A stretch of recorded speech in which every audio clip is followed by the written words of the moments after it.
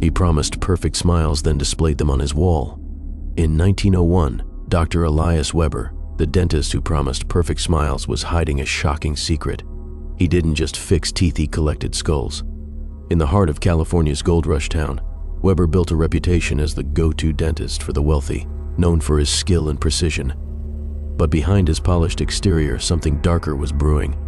What began as an obsession with perfecting smiles slowly transformed into a twisted hunger for power and control.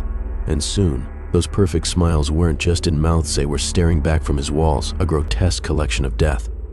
This is the story of how greed and ambition led to the ultimate downfall of a man who thought he could master life and death itself. Dr. Elias Weber was a man who built his life on precision and perfection. The booming gold rush town of El Dorado Springs had become a haven for miners seeking fortune and respite, and nestled among the wooden buildings and dusty streets was a practice unlike any other. Weber's dental office was pristine, an oasis of clean whites and polished instruments, where the wealthiest townsfolk trusted him with their most prized possession, their smiles. In a town where gold was mined by the shovel and fortune by the fist, Dr. Weber's skill was a treasure in its own right. His reputation had grown from humble beginnings. When he first set foot in El Dorado Springs, the town was a chaotic frenzy of gold fever, its people desperate for any glimpse of stability. As a newcomer, he was a curious sight and educated man with a promise. He promised perfect smiles, flawless teeth, and pain-free procedures. And for a time, he delivered. The town grew to trust him, flocking to his clinic in droves. But Weber wasn't content with merely filling cavities and straightening teeth, no. His ambitions stretched further, reaching into the very heart of human nature. For Weber, perfection wasn't just about aesthetics. It was about control. The way a person's teeth could be shaped, the way their smile could be molded into something that seemed to shine forever. This wasn't just dentistry. This was power. Power over appearance, power over the world's perception of beauty. And to Weber, beauty was a means to an end. He began to believe that with enough effort, he could perfect everything, including life itself. As the days passed, he grew more obsessed with his craft, more obsessed with the idea of creating not just perfect smiles, but perfect people. But the perfect smile wasn't enough. Not for him. One late afternoon, as the sun dipped behind the mountains, a strange thought crossed Weber's mind. He had spent so much time studying his patients' teeth, their gums, their mouths. But what about the rest? What about the face itself, the skull that formed the framework of the smile? What if the skull could be as perfect as the smile? And if he could create perfection in one, could he do so with the other? It wasn't long before Weber began experimenting with surgeries beyond the realm of dentistry. He offered procedures that weren't entirely necessary, painful extractions, jaw realignments, even minor facial surgeries, promising his patients the ultimate transformation. No one complained. To them, a perfect smile was worth any price, and Weber's charm made them trust him blindly. But then something strange happened. A patient died. It was a simple extraction, a miner named James, who had come in to have a troublesome molar pulled. The procedure should have been routine, but when James didn't wake up from the anesthesia, Weber's heart skipped a beat. At first, he tried to hide the panic that crept up his spine.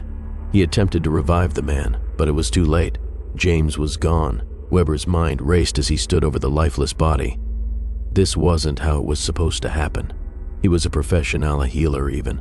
But as he stared at the corpse before him, something deep inside shifted. Perfection. This death wasn't a failure, Weber thought. It was an opportunity to take his craft to a place no one else had ever dared. The body was not just a corpse, it was an object, a specimen, a trophy. His hands trembled, but a part of him was fascinated by the thought.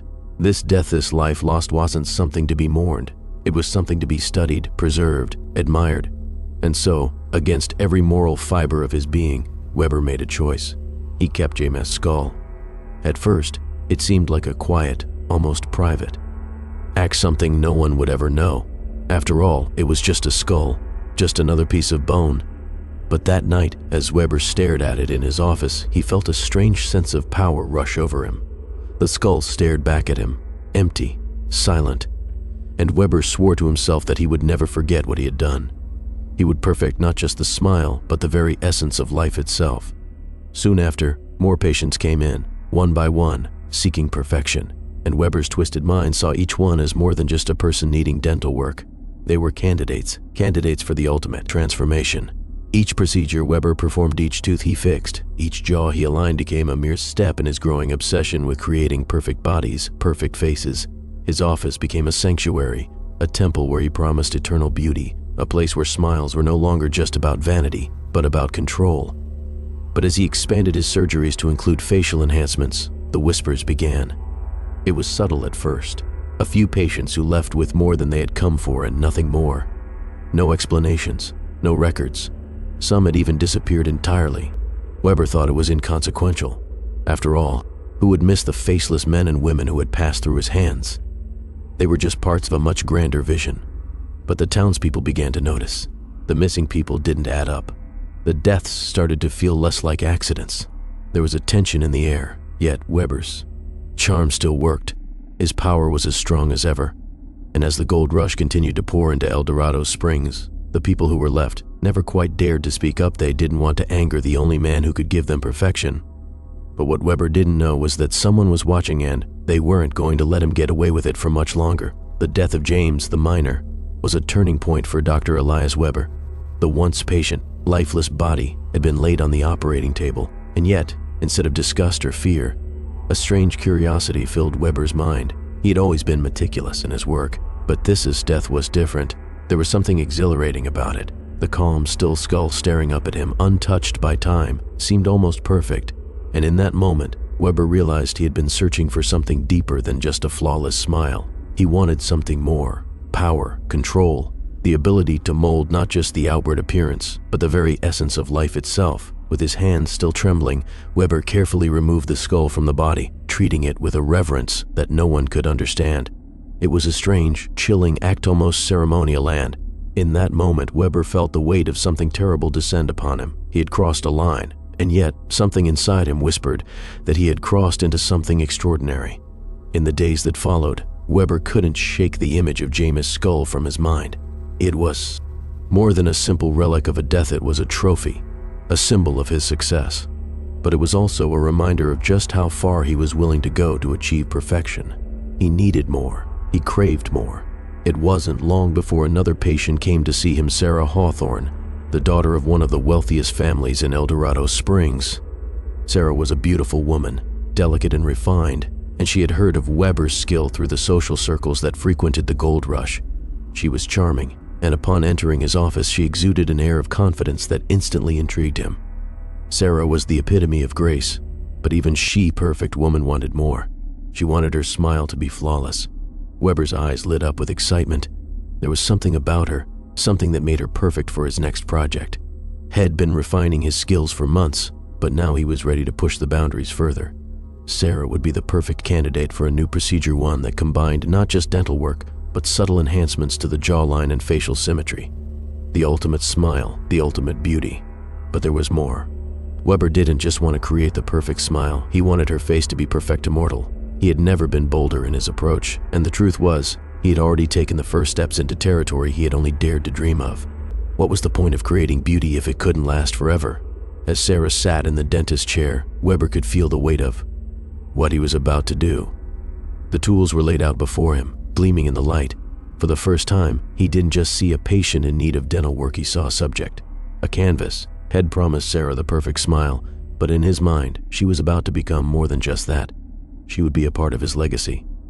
As he began his procedure, Weber felt an unsettling mix of exhilaration and dread. He made small cuts, adjusted her jaw, and realigned teeth, all the while thinking of how it would all come together.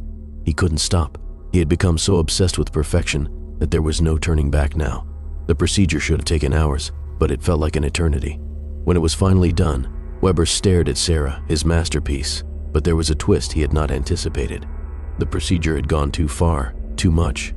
Sarah's breathing was shallow, her color drained, and her body remained unnaturally still. It was too late. Sarah had died on his table. For a moment, everything stood still. Panic gripped Weber's heart, but his mind refused to let him acknowledge what had just happened. He had taken the life of another persona woman who had come to him seeking perfection. The terror was real, but something else inside him bubbled to the surface. Power, control. Weber stood there for several long moments, trembling, unable to speak. He could feel the weight of what he had done pressing down on him, but another part of him refused to admit it was wrong.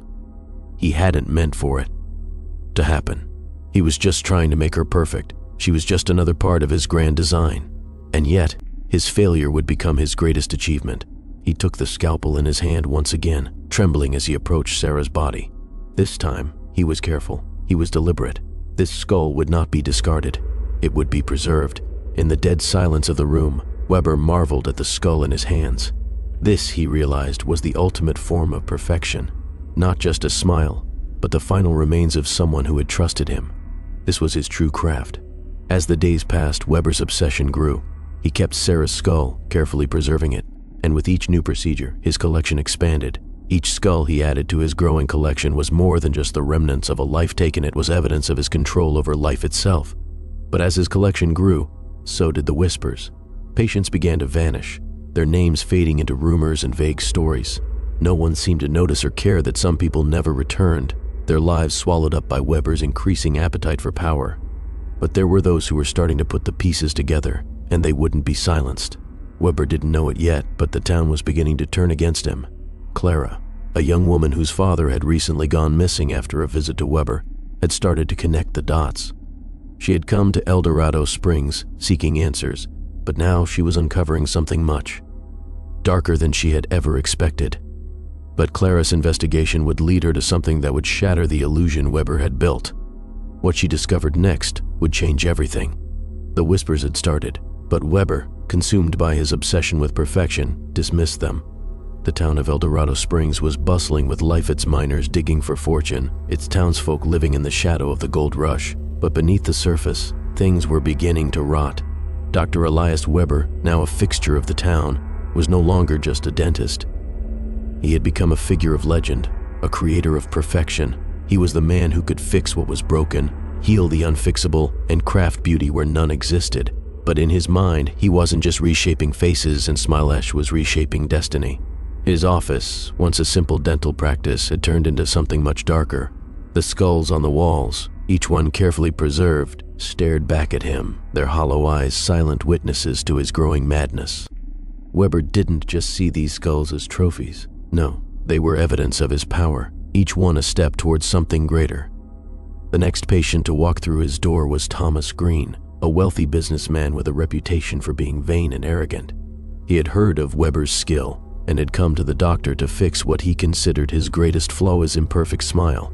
He was in his mid-40s, already beginning to show the first signs of aging, and he couldn't stand the thought of growing old with a smile that wasn't flawless. "I want something extraordinary," Thomas had said as he sat in the chair, his voice full of confidence, arrogance dripping from every word. "Make me perfect."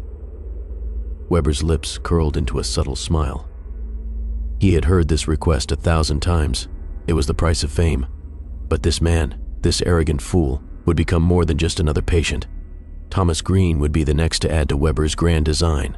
"Well, do more than perfect. Your smile, Mr. Green," Weber said, his voice steady, filled with a quiet conviction. "You'll leave here not just with a perfect smile, but with a perfect face." The procedure began, and as Weber worked, he felt the familiar rush of excitement. This was his true calling. The precision, the control over every movement, the shaping of bone and flesh. Wasn't just performing surgery. He was creating something more profound. He was perfecting life itself. But then something unexpected happened. Halfway through the procedure, Thomas began to tremble. His body twitched violently in the chair. His breathing grew erratic. It was as if something was wrong, terribly wrong. Weber stopped, his heart racing. He tried to calm Thomas, speaking softly, reassuring him that everything was fine. But Thomas' eyes widened in fear, his lips turning blue. Before Weber could react, Thomas slumped forward, his body lifeless. He was dead. For a brief moment, Weber stood frozen in shock. It had happened again. Another patient, another life, lost on his operating table. But this time, it was different. Thomas had been healthy, a man full of life and vitality, until Weber had begun his work. But it didn't matter. It couldn't matter. He had created perfection. He had made Thomas Green the epitome of beauty, and now he would preserve him forever. Weber immediately began his work, disassembling the body with cold precision. It wasn't about regret or guilt, it was about preservation.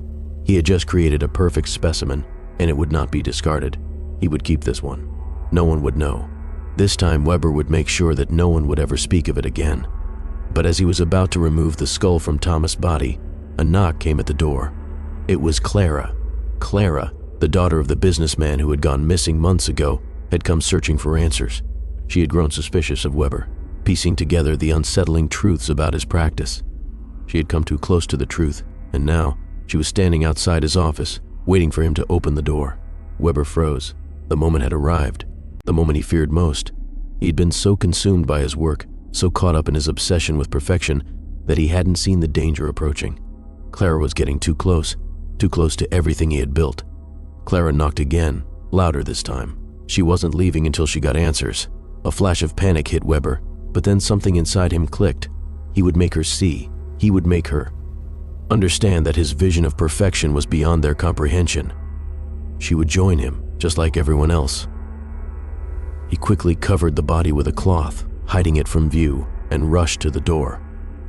He opened it to find Clara standing in the hallway, her face a mixture of curiosity and suspicion. "Dr. Weber," Clara said, her voice steady but filled with an unspoken question. "I need to speak with you." Weber forced a smile. "Of course, Clara. What can I do for you?" Clara stepped into the room, her eyes scanning the space, taking in the clean, sterile environment. She didn't seem to notice the covered body on the table, but Weber knew she was getting closer. He could feel her eyes probing, trying to make sense of something she couldn't yet see. "I've been asking around," Clara began, her voice low. "I've been trying to find out what happened to my father. People said he came here to see you, and then he was gone." Weber's stomach tightened, but he didn't let it show. "I'm afraid I don't know anything about that," he said, his voice smooth. "Your father was a fine man, Clara. If he came to me for treatment, then I'm sure it was for a good reason." But Clara wasn't convinced. "I've heard rumors," she continued, "about people who've come in for treatment and never left. I've heard whispers of patients who've disappeared." Weber's smile faltered, but only for a second. "Clara, you must understand," he said, his tone turning darker, more serious. "People like your father, people who want perfection there, willing to go to extremes. Sometimes things go wrong, but that doesn't mean I am to blame. I'm just giving them what they ask for." Clara stepped closer to the table, her eyes narrowing. "And what is it exactly you are giving them, Dr. Weber? What is it that you are really doing here?" Weber's eyes flicked to the covered body on the table. He could feel his control slipping. This was it. But instead of backing down, he smiled again, a cold, unsettling smile. "I'm giving them perfection, Clara, something they can never achieve on their own, something they can't even dream of." The air in the room grew heavy. Clara took a step back, as if sensing something was terribly wrong. "What are you talking about?" Weber's smile widened. "You'll understand soon enough." Just as Clara opened her mouth to respond, there was a loud crash from behind him, the sound of the cloth falling from the table. And there it was, Thomas Green's skull, staring back at Clara. What Clara saw next would haunt her forever. What Weber had created was more than just beauty. It was a nightmare that would lead her into a world she could never escape. The moment Clara laid eyes on the skull, everything shifted. The room seemed to close in around her, the walls pressing in as if they too were aware of the horror she had just uncovered. Her heart pounded in her chest, a cold chill creeping up her spine. The truth, she had been inching toward the truth she had feared, was finally in front of her. Weber stood motionless by the table, his expression calm, as if the sight before him was nothing more than a trivial matter. But Clara could see the madness in his eyes. She could see the subtle flicker of something darker, something far more dangerous, beneath his carefully controlled exterior. She took a step back, her mind reeling. What is this?" she whispered, her voice trembling. "This," Weber said, his tone disturbingly serene, "is perfection, Clara. This is what people like your father sought, what they all seek. Immortality through beauty, a life that transcends death." Clara shook her head, the horror mounting. "You killed him," she shouted, her voice rising in desperation. "You killed my father." Weber's lips twitched into a cold smile. "No, Clara," he said, his voice soft, almost gentle. "I gave him what he wanted. The price of perfection is steep, but it is the only true way to preserve beauty." Clara's mind was a storm. The pieces were falling into place. Your father's disappearance, the strange rumors, the disappearing patients. They had all been sacrificed, their lives swallowed up by Weber's insatiable hunger for control. He wasn't just a dentist. He wasn't even a man anymore. He had become something else, something monstrous. "You don't get it, do you?" Clara spat, her voice breaking with emotion. "You're not perfect. You're a murderer. You've destroyed lives to satisfy your sick obsession. My father trusted you." Weber's eyes darkened, and for a fleeting moment, Clara saw something more terrifying than she had ever imagined a glint of. Madness, of unrelenting power. But then, as quickly as it had appeared, the mask was back in place, calm and calculating. "Perfection," Weber said again, his voice low, almost hypnotic, "is something the world isn't ready for, but him giving them what they need, what they want, him doing what no one else has the courage to do." Clara's blood ran cold. She knew now that the man standing before her was far beyond reasoning, beyond redemption, but as much as her heart screamed to flee, something deep inside her told her she couldn't just walk away. She couldn't leave without exposing the monster that had been hiding in plain sight. "What did you do to him?" Clara demanded, her voice hoarse with fury. Weber stepped closer to her, his presence suffocating. He leaned in slightly, his voice dropping to a whisper. "I gave him what he wanted, Clara, and what I always give my subjects, a perfect smile." He gestured toward the skull. "But with Thomas, I went a step further. You see, perfection can't just be about the surface. It has to be eternal." Clara felt her stomach churn. "Eternal?" she repeated. "What are you talking about?" Weber's gaze softened, almost wistful. "I've been perfecting the art of immortality for years, Clara. Every smile I create, every procedure I perform is a step closer to something greater. The skulls on the wall, the bodies I preserve, they are not just trophies. They are proof that I've succeeded where others have failed." Clara was shaking now, the enormity of what he was saying sinking in. He wasn't just killing people for his own gain, he was preserving them, treating them like works of art. To Weber, each death was a triumph, not a tragedy. Her thoughts raced. She had to stop him. But how? He was untouchable, protected by his reputation, his charm, his power. And as the pieces of the puzzle clicked into place, a new thought emerged in Clara's mind. Maybe it wasn't just about stopping him. Maybe it was about making sure Weber never had the chance to hurt anyone else again. As if reading her thoughts, Weber smiled. It was a twisted, knowing smile. "I can see it in your eyes, Clara. You think you can stop me. You think you can expose me, ruin me. But what you don't understand is that you can't. You can't take what's mine. I've already achieved what no one else ever will." Clara's heart pounded in her chest. She had to act, but every instinct told her that she was in danger, real danger. There was no way she could fight him, no way to expose him without risking her life. Yet she knew she couldn't let him get away with this. She couldn't walk away and let him keep doing this to others. "What will you do?" Weber asked, his voice suddenly colder. "You can't turn me in. You can't ruin my work. And you can't stop what's already been set in motion. Everything I've done, everything I've created, it's already too late." Clara felt the weight of his words sink in. But then, in a flash of inspiration, she realized something he had underestimated her. She stepped back, her mind working quickly. She didn't have the strength to fight him physically, but she had something more important, the truth. And the truth, no matter how twisted or horrifying, was the one thing Weber couldn't control. As she turned to leave, Weber's voice called out to her, more insistent now. "You can't leave, Clara. Don't you see? There is no escaping what I've done, no escaping what I've become, and there is no one who can stop me." Clara didn't turn back. She walked out of the office, the door swinging shut behind her. But even as she stepped into the bright sunlight outside, a sense of dread settled over her. Weber's reign of terror wasn't over. It was just beginning. The people of El Dorado Springs had no idea what was coming for them, but Clara did. And now, it was up to her to make sure that Weber's twisted empire came to an end before it could destroy any more lives. What Clara didn't know was that Weber had already prepared for this moment, and he had one final, devastating move waiting one that would leave her with no choice but to face him again. Clara could feel the weight of the secret pressing down on her, each step she took carrying her further away from the truth and closer to a danger she could not yet comprehend. After leaving Weber's office, she spent the following days digging deeper into his past, speaking with anyone who might have known more about him, the people who had come and gone through his doors. What she found terrified her. The stories, the missing people, the whispers say, weren't rumors. They were pieces of a much darker puzzle, but the more she dug, the more Weber's power over the town seemed to grow. People in El Dorado Springs were afraid of him. They admired him, even loved him, and Clara soon realized that Weber wasn't just manipulating his patient, he was manipulating the entire community. In the dead of night, Clara received an anonymous letter that sent a chill through her body. It was simple, direct, and terrifying. "The doctor is watching. He knows what you've found. You have until the end of the week before he comes for you."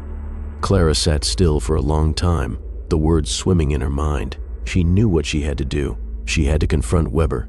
But this time she would be ready. She couldn't afford to fail. As the days passed, Clara met with the sheriff and shared everything she had uncovered about the skulls, the bodies, the disappearances. The sheriff listened, but his face was unreadable. He wasn't convinced. Not yet. Clara, we've had missing persons reports for months, but without proof, we can't make a case. If you're right, we're dealing with something we've never seen before. The law isn't enough. You have to understand that. The sheriff's words lingered, heavy with the weight of his doubt. But Clara wasn't deterred. She knew the truth, and she wouldn't stop until Weber was exposed. But Clara wasn't the only one who had been watching. Weber knew that Clara had been sniffing around, digging through his past, trying to tear down the empire he had built. He had felt her presence every step of the way, her gaze burning from the shadows like a fly buzzing around his carefully constructed web. But Weber wasn't worried. Not yet. He had grown too powerful, too untouchable. The walls he had built around his practice, his legacy, were impenetrable. And now he had more than just skulls on his wall. His collection had grown, each death, each face, a permanent reminder of his dominance over life itself. The day Clara finally confronted him was the day the town would begin to unravel. Clara arrived at Weber's office under the cover of dusk. She knew this was a dangerous move, but the town's indifference to his actions had made her desperate. She had to force his hand, make him reveal the truth. When she stepped into the office, Weber was sitting behind his desk, the same calm expression on his face. "I've come to put an end to this," Clara said, her voice steady but filled with a quiet fury. "I know what you've been doing, and I won't let you hide behind your smile any longer." Weber didn't move, his fingers steepled in front of him. "You're wasting your time, Clara. You don't understand what I've done, what I've created. You could never understand the perfection I've achieved." Clara stepped forward, glaring at the rows of skulls lining the walls. "You're not a god, Weber. You're a monster, and I'm going to make sure everyone knows what you've done." Weber's eyes narrowed. "You think exposing me will stop it? You think the world will turn away from perfection, Clara? You don't know how deep this runs. You're playing a dangerous game." Clara's heart pounded. She had no backup, no evidence that would convince the town. She had nothing left but the truth, and she was running out of time. But as she looked into Weber's eyes, she saw something that chilled her a calmness. He wasn't afraid. He wasn't worried. And then, Weber smiled, a slow, knowing smile. "You think I didn't know you were coming?" he said, his voice smooth. "I've been expecting you. You see, Clara, perfection is not just about beauty. It's about control. And I've been in control for a very long time." Before Clara could react, Weber pressed a button under his desk. A loud click echoed through the room, and the door to his office slammed shut, locking her in. "Let me out!" Clara shouted, her pulse racing. But Weber stood, unperturbed, his expression now almost proud. "I'm afraid it's too late, Clara," he said, his voice soft and cold. "You've discovered my secret, but now you'll see the true cost of your curiosity." Clara backed toward the door, her heart racing. This wasn't just a confrontation. This was a trap. Weber moved toward a large cabinet behind him and opened it slowly.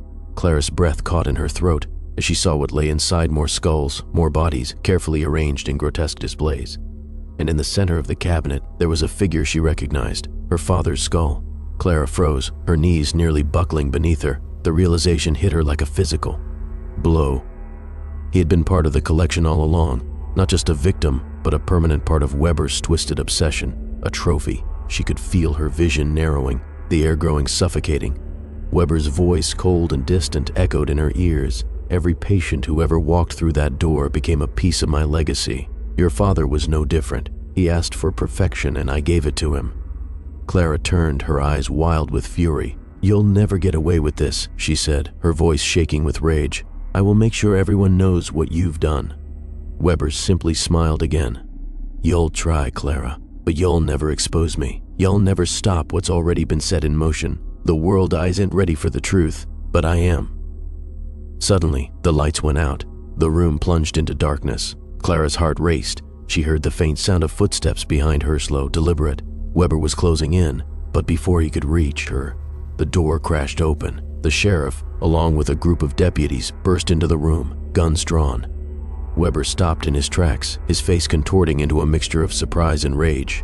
"You thought you could hide forever, Weber?" the sheriff shouted, his voice grim. "The truth has a way of catching up with even the best of us." Weber's expression hardened, and for the first time, Clara saw fear flicker in his eyes. But it was too late. The sheriff and his deputies moved quickly, surrounding Weber. His empire was crumbling. But as Weber was handcuffed, he whispered to Clara, his voice dripping with venom, "You think this is over, don't you? You think you've won, but you haven't. "You'll never be rid of me. My collection will never be destroyed." As the deputies dragged Weber away, Clara stood in the middle of the room, her breath heavy with disbelief. The collection, the nightmare that had haunted her family, was finally over. Or so she thought. But Clara had no idea just how far Weber's reach truly extended and what he had left behind would haunt her for the rest of her life. The days following Dr. Elias Weber's arrest were filled with the kind of frenzy that only a town like El Dorado Springs, so small, so quiet, could experience. News of his crime spread like wildfire, shocking the town to its very core. The sheriff's office was inundated with reports, people coming forward with suspicions, some confessing that they had been patients of Weber's, others claiming their missing loved ones had been under his care. The horror of what had happened, of what Weber had done, was only beginning to sink in. But amidst the chaos, Clara found herself wondering one thing. Was it truly over? Could it be? Could everything she had uncovered, everything she had exposed, have been enough to stop Weber? Or was this just the beginning of something darker, something that could not be undone? Clara had hoped, in the depths of her soul, that the truth of what Weber had done would set the town free. But as the sheriff's deputies continued to haul away, more and more of Weber's grisly trophies, something gnawed at her. What if there was more? She hadn't yet had the chance to fully examine Weber's office, the space where it all began. It had been locked up for evidence, but Clara was determined to see it for herself. One last time. Clara entered the office alone, the door creaking ominously behind her. The room was exactly as it had been the first time she saw it, clinical, cold, and sterile. But now the shadows seemed deeper, the air thicker with the weight of the horrors it had witnessed. The walls that once held the skulls of the people Weber had claimed now felt like silent witnesses to a crime too great to fully comprehend. Her eyes fell on the desk where Weber had sat, looking as though he were waiting for his next patient. Clara's hand hovered over it for a moment before she moved to the large cabinet in the back of the room, the place where she had found the most disturbing sight of all, her father's skull. As she approached the cabinet, Clara's breath caught. The door stood slightly ajar, as though inviting her to look inside. She opened it slowly, the smell of preserved bone and death lingering in the air. But something was different now. There was more than just skulls. Inside, amidst the gruesome collection, Clara noticed a series of strange objects, pieces of tattered journals, loose papers, and old medical records. She pulled one from the top shelf, her fingers trembling as she flipped it open. The handwriting inside was unmistakably Weber's, the meticulous script that had once appeared on his appointment slips. But this was different. These were his personal notice plans. She skimmed the pages quickly, her mind reeling as she read his chilling words. The perfect smile is not enough. It is the body, the soul, the essence of life itself that must be preserved. The collection must grow. The experiment must continue. There are no limits to perfection. Not for me. Clara's heart raced. The experiment. Weber had been talking about it for years, something far worse than simply preserving skulls, something that would go beyond just the human form. He had been creating something that went beyond what anyone could have imagined. Then she saw a list of names. They weren't just the names of patients, they were targets, and at the top of the list was a name she hadn't seen in weeks, Clara Bennett. Her blood ran cold as she reread the name, the letters swimming in front of her eyes. She had been on Weber's radar for far longer than she had realized. He had planned for her to be part of his collection. Clara stumbled back, the journal slipping from her hands as she grasped the edge of the cabinet for support. This wasn't over. Everything Weber had done, everything he had built, was part of something much darker than she had ever imagined. The smile, the perfection, the immortality he had promised at it wasn't just about controlling beauty. It was about creating a legacy, his legacy. She rushed out of the office, her mind racing. The sheriff had arrested Weber, but the true scope of his plans was still unfolding, and the town was still in danger. Weber's reach went beyond the walls of his office seat, had spread throughout the entire town, its tendrils reaching into the lives of the most unsuspecting people. Clara didn't know where to go, who to trust, who could help her now. Her father was gone. Weber had already claimed so many others, and she could see now that the collection wasn't just a macabre obsession, it was a movement. She ran to the sheriff's office, her heart pounding in her chest. As she burst through the door, she saw Sheriff McAllister standing by his desk, reviewing some papers. His face turned pale when he saw her. "Clara, what are you Weber's not done?" she interrupted, her voice frantic. He had a plan, a list of names. People in this town were all connected to him somehow, and my name's on that list. I think has been planning this from the very beginning. The sheriff looked at her, his expression softening, but the tension in the room was palpable. "Clara, what are you saying? You think there are more victims?" "More people who I don't know," she shouted, her frustration overwhelming her. "But there's more to this than anyone knows, and if we don't stop it, more people will die." Sheriff McAllister's eyes narrowed. "We need to get to the bottom of this, and we need to act quickly. You're right, Weber has done something we can't fully comprehend, but it's clear now that we've only scratched the surface." As he spoke, Clara's phone buzzed in her pocket. She pulled it out, and her face went pale as she read the message. It was from an unknown number, the text simple and chilling. "You've seen too much. You're next." Clara realized too late that Weber wasn't working alone, and now she was trapped in a game that went far beyond her comprehension, one that was about to take a deadly turn. Clara felt like the walls were closing in. The message on her phone, the chilling warning from Weber's twisted world, haunted her every step. "You're next." The words echoed in her mind as she stared at the sheriff, her heart racing. "We need to move fast, Clara," Sheriff McAllister said, his voice sharp and determined. "Weber's arrest was just the first step, but we're dealing with something far bigger here, something we still don't fully understand." Clara nodded, her thoughts scattered. Weber's legacy was still alive, and she could feel it stretching its cold fingers around the town. She had no idea who else might be involved, who else had been part of Weber's plan, but she knew one thing for certain. She wasn't safe, and neither was anyone else. "We can't just sit here," Clara said, her voice firm. "We need to go through everything, go to every record, every file. We need to figure out who else Weber was working with, if anyone." McAllister glanced at the clock on the wall. "It's getting late. Let's meet tomorrow, first thing. I'll gather everything we have from Weber's office, his personal records. Well, find out what we're really dealing with." Clara nodded but didn't leave. She couldn't afford to wait. She knew Weber's mind was already working, plotting, manipulating. She couldn't let him win. That night, Clara couldn't sleep. The weight of what she had uncovered, the names, the collection kept her awake. Every time she closed her eyes, she saw the faces of the people who had disappeared, the faces of those Weber had taken for his sick vision of perfection. She couldn't shake the feeling that they weren't just dead, they were preserved. A twisted version of immortality. But why? Why had Weber done this? What did he hope to achieve? Her phone buzzed again in the dark. It was a text from the same unknown number. "You are getting closer to the truth, Clara. Too close. You won't be able to stop it." Clara's blood ran cold. She threw the phone down in frustration. Whoever was behind this was watching her. They were toying with her. Suddenly, her phone buzzed again this time. It was from Sheriff McAllister. "Meet me at the station. It's urgent." Clara's heart skipped a beat. What had they found? When Clara arrived at the sheriff's office, McAllister was already waiting. His face was grim. "I've been going through Weber's personal files," he said, his voice low, "and I found something unsettling." Clara sat down quickly, her stomach tight. "What did you find?" McAllister slid a folder across the desk to her. She opened it, her eyes scanning the pages of old medical records and journals, but then she stopped cold. One of the pages was a map. It was a crude sketch of the town, with 10S marking certain locations around El Dorado Springs.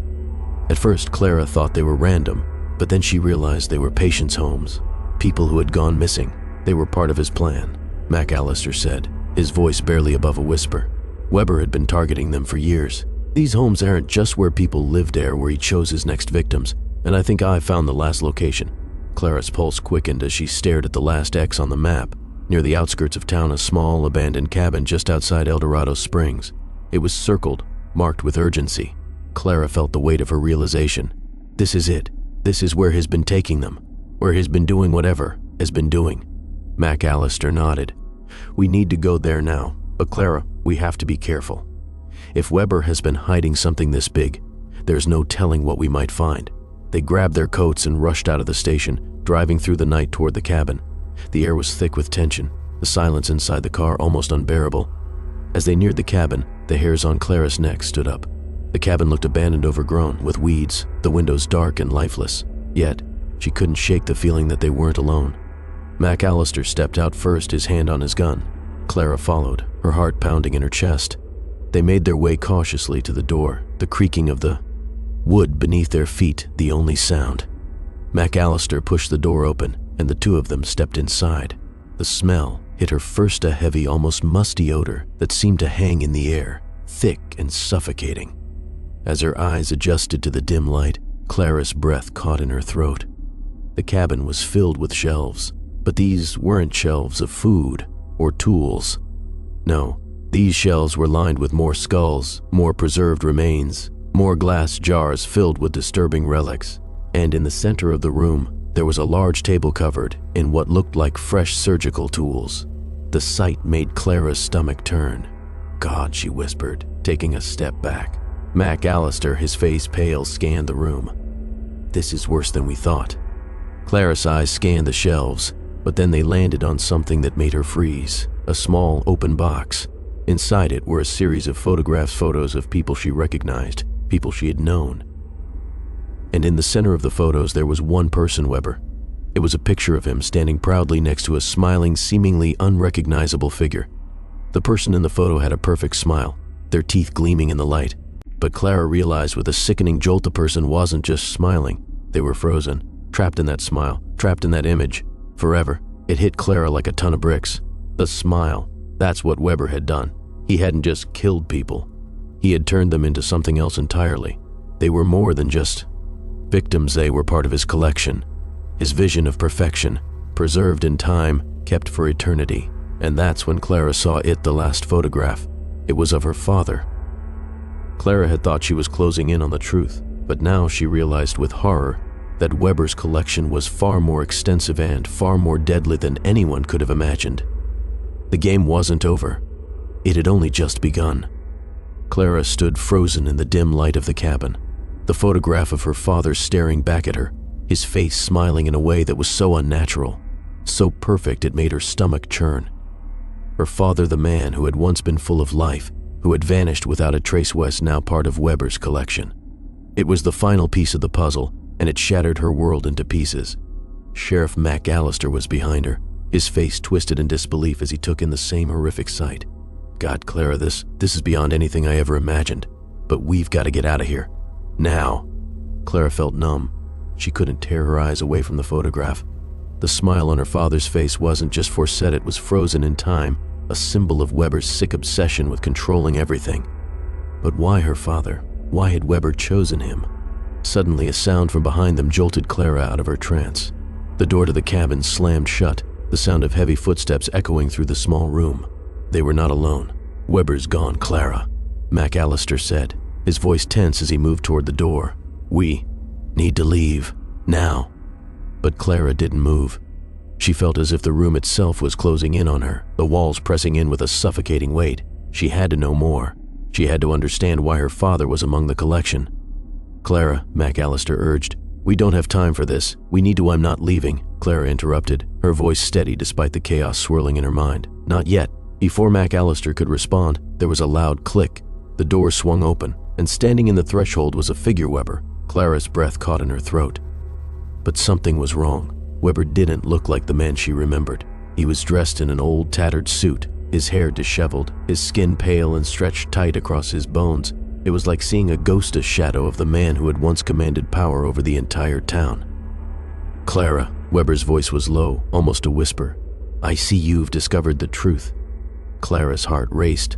The shock of seeing him, alive and standing before her, was almost too much to bear. She took a step back, her mind struggling to process what was happening. "Why?" she asked, her voice thick with rage. "Why did you do this? Why my father?"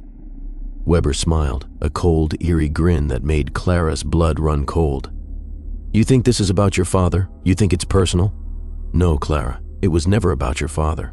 He was simply the perfect candidate just like everyone else." Clara's mind reeled. Perfect candidate? For what? Weber stepped forward, his eyes gleaming. With a strange, twisted excitement, for the next stage of evolution. Perfection, Clara, is not just about beauty. It's about control over time itself. To preserve beauty, you must preserve the very soul, the essence of a person. And that's what I've done. Clara felt the walls closing in again, the horror of Weber's words sinking deeper. You killed them. You turned them into things. You preserved them as if they were never alive. You've turned them into your trophies. Weber nodded slowly, as if acknowledging her insight. And in doing so, I've achieved immortality. I've created something no one has ever dared to dream of, a way to control life. Your father, he was my greatest creation. He, like all of them, is trapped in perfection, frozen, immortal. Clara took a step forward, her fury rising. "But you're not immortal, Weber. You're just a man. A broken, sick man. You've destroyed so many lives, including your own." Weber's smile faded, replaced by a look of cold, calculating fury. "You don't understand. I was always meant to do this. I've transcended mortality. I've mastered life itself, Clara, and soon everyone will see. Everyone will want what I have created." Clara backed away, her mind racing. She couldn't let him win. She couldn't let him continue. But how? She glanced at McAllister, who was standing by the door, trying to keep his composure. It was clear Weber had gone too far. The sheriff had tried to protect her, to keep her safe, but now it seemed like they were both trapped. Weber had the upper hand. Without warning, Weber moved toward Clara, his hands outstretched, as if reaching for her. "You see, Clara, you don't have to be afraid. You don't have to fight anymore. I can make you perfect too. I can give you what you've always wanted. No more pain, no more fear, just perfection." Clara's heart pounded as she realized what he was suggesting. He wanted to turn her into one of them. "No," Clara shouted, stepping back. "It'll never be part of your collection. It'll never be your trophy." Weber's face twisted with rage. "You think you can stop me?" His voice grew cold. "I have already won. You'll understand soon enough." Clara turned to McAllister, her mind racing. She didn't have much time. Weber was close, too close. Without thinking, Clara grabbed the nearest objective metal pipe lying against the wall and swung it toward Weber with all the force she could muster. The blow landed hard against his shoulder, sending him stumbling back. Weber let out a strangled scream, more out of surprise than pain. He staggered, his hands gripping the edge of the table to steady himself. Clara didn't wait. She grabbed McAllister's arm and pulled him toward the door. "Now! We need to get out of here now!" The sheriff hesitated for only a moment before following her out into the night. They ran for the car, the sound of Weber's footsteps echoing behind them. But just as they reached the car, Clara turned and looked back toward the cabin. The light inside flickered. She knew Weber wasn't done. This was only the beginning. Weber may have been momentarily stopped, but his influence was far from over. The truth Clara had uncovered was only part of the nightmare. The worst was yet to come. The trial of Dr. Elias Weber became the talk of El Dorado Springs, the town's every corner whispering about the monstrous crimes he had committed. The courtroom was filled to capacity as townsfolk and survivors of his twisted procedures sat, some seeking justice, others hoping for closure. For Clara, it was more than just a trial. It was the final chapter of a nightmare that had consumed her family, her town, and her life. Weber sat at the defendant's table, calm and collected, as if nothing had changed. His appearance was gaunt, his once pristine suit now faded and wrinkled, but his eye-stows, cold, calculating eyes still, held that same chilling confidence. Clara couldn't tear her gaze away from him as he met her stare across the courtroom. The monster who had torn her life apart was now just a man in a suit, but she knew the truth. This was no mere man. This was someone who had transcended the law, someone who had turned life and death into a twisted game. The prosecutor's voice boomed across the room as he presented the evidence against Weber: photographs of the bodies Weber had preserved, medical records that revealed the full extent of his manipulations, and testimonies from the survivors who had narrowly escaped his grasp. But Weber remained silent, his expression unreadable, his lawyer at his side, offering no defense beyond the claim that Weber had only pushed the boundaries of medical science. Clara could feel the weight of the trial pressing down on her chest. The trial wasn't just about Weber. It was about the lie he had built, the illusion of control he had spun over the entire town. For years, he had been the man they trusted, the healer, the perfectionist. How could they have been so blind? How could they have allowed him to keep his collection of souls without ever questioning what he was truly doing? As the trial wore on, Clara found herself grappling with a growing sense of unease. What if this trial was just another part of his plan? What if Weber had something else in mind, something even more terrifying than the crimes he'd already committed? He had been playing a game from the start, and she couldn't shake the feeling that he was still in control. It wasn't until late in the trial that Clara's fears were confirmed. As the defense attorney finished his closing arguments, he made a shocking claim. Weber's actions, the lawyer said, his voice steady but laced with arrogance, were not those of a maniac, they were those of a visionary. Dr. Weber saw a world where perfection could be achieved, and where beauty would never fade. His methods may have been unconventional, but they were rooted in his desire to elevate humanity. He has not murdered anyone, he has preserved them. Clara's breath caught in her throat. The room seemed to shift, the air growing heavy with the weight of what had just been said.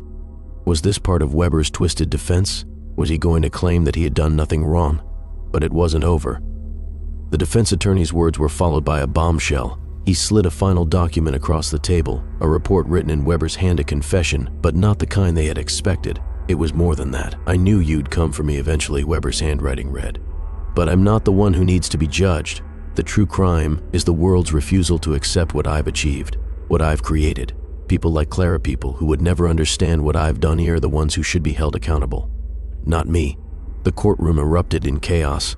Clara felt her heart race, a cold sweat forming on her brow. What was this? Was Weber trying to manipulate the court? Was he admitting guilt, or was he laying the groundwork for something far worse? Before anyone could react, Weber stood up, his voice cutting through the noise. "You all think I'm guilty," he said, his words slow and deliberate. "But you're wrong. The true guilty ones are the ones who can't see what I've done. I've saved them. I've created perfection. You're all blind to what I've given you." Clara's mind spun. This was his final move. He wasn't going down without a fight. The confession wasn't just a statement, it was his final declaration. He had never cared about justice. He'd never cared about right or wrong. He only cared about his legacy, and now he was forcing the world to acknowledge it. Suddenly, there was a commotion in the back of the courtroom. Clara turned to see someone walking toward the front, a figure she recognized immediately. It was her father's face, or rather, his image. She gasped, her legs shaking beneath her. In the doorway stood someone who looked eerily similar to her father, but this person was not her father. It was as if he had been recreated, his features smooth, his smile unsettlingly perfect. The figure moved toward the stand, its eyes meeting Clara's. It wasn't her father. It was someone Weber had created, a chilling echo of the man she had lost. The figure stepped into the light, and Clara's stomach turned. The man who resembled her father stood tall, his presence domineering. And as he walked past Weber, she noticed the unmistakable gleam of pride in Weber's eyes. "You see?" Weber's voice echoed through the courtroom. "I've achieved what no one else ever could. Perfection. Immortality. This is my legacy." The room fell silent as the truth hit Clara with the force of a freight train. Weber had done something unspeakable. He had not only preserved his victims, he had turned them into puppets, mockeries of life, trapped in a never-ending loop of perfection. And now, as Clara stood frozen, she realized something she should have known from the start. Weber was not just building a collection, he was building an army of immortal creations who would carry out his vision for the future, and he was already in the process of creating more. But Weber's final act wasn't just a declaration. He had one last secret tone that would change everything for Clara. Clara's heart sank as the figure resembling her father stepped into the courtroom. It wasn't him, not really. Weber had twisted her father into his perfect imitation, a puppet in his cruel game. The creature's eyes locked onto hers with an eerie familiarity, and Clara felt a wave of nausea. Her father was gone, replaced by something grotesque. "Weber," Clara whispered, "what did you do to him?" Weber smiled coldly. "I gave him what he always wanted, perfection." The figure moved unnaturally, walking toward Clara. She recoiled, shaking. It wasn't human, it couldn't be. It was something Weber had created. "This is who I am," Weber declared, his voice full of twisted pride. A creator transcending death. Clara's mind raced. Weber hadn't just killed people, he had turned them into immortal creatures trapped in cycles of beauty and death, bound to his will. "Weber," Clara said firmly, "you've created monsters, and they'll destroy you." Weber faltered, but only for a second. He quickly regained control, his smirk returning. "You think you've won? You'll see. Immortality is my legacy, and no one can take it from me." Clara turned to Sheriff McAllister, who was standing by, watching with wide eyes. "We need to stop this now," she urged. "Weber's still pulling the strings. These creations are his weapons, as not done." McAllister nodded, signaling to his deputies to act. "Get everything we have on Weber. His notes. Journals now." As the deputies scrambled to gather evidence, Clara turned back to Weber, whose smile was twisted with arrogance. "You think you can stop me?" he asked, his voice dripping with superiority. "The world will see my work, and they will want it." Clara's resolve hardened. Weber's need for control, his obsession with perfection, would be his undoing. "You're wrong," Clara said, her voice quiet but filled with certainty. "No one will accept what you've done. You're a monster, and your legacy is a lie." Weber's smile faded, replaced by a dangerous intensity. "You'll never understand," he spat. "But they will. The world will want immortality." Clara grabbed the nearest torch, lighting it and throwing it toward the stack of Weber's journals. The flames spread quickly, consuming the records of his twisted experiments. "No!" Weber screamed, rushing toward the flames, but it was too late. The fire was the one thing he couldn't control. As the flames engulfed everything Weber had worked for, Clara stepped back. Weber's empire of bone, death, and control was crumbling. His legacy was burning away to nothing. Clara had finally done it. She had broken the chains. Weber's legacy was over. But as the flames continued to rise, Clara couldn't shake the nagging feeling that the worst was far from over. Final payoff. As the flames consumed everything Weber had built, Clara stood in the smoke-filled room, her breath steadying. The fire was the final reckoning for Weber's twisted, visionless empire of bone, control, and perfection was nothing now but ash. Weber's creations, once his prized trophies, were now nothing more than hollow echoes of a man who had believed he could escape death. But Clara knew it wasn't over. The people he had turned into puppets, the victims he had twisted into immortal nightmares, were free. Their faces, their souls, no longer bound to Weber's will. The town was finally rid of him. Yet Clara couldn't shake the unease deep in her chest. Weber's vision, his obsession, had left its mark on Eldorado's springs. The legacy of his madness wouldn't disappear overnight. Some legacies, Clara realized, were never truly erased. The fight for the future had only just begun.